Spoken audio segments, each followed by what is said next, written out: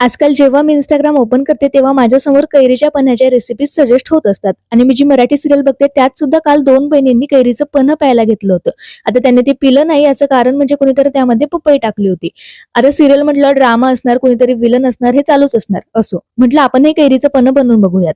त्यासाठी मी 2 कैऱ्या घेतल्या, त्याला कुकरमध्ये शिजायला ठेवलं. मस्त 2 शिट्ट्यातच कैऱ्या छान शिजल्या गेल्या.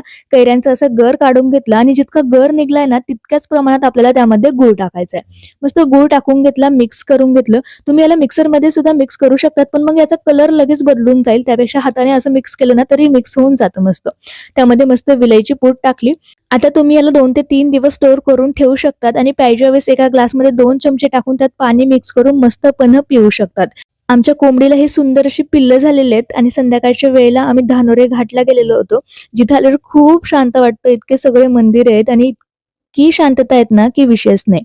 मग इथे थोडा वेळ टाईम स्पेंड केला आणि असा होता माझा आजचा दिवस. भेटूया उद्याच्या व्लॉगमध्ये.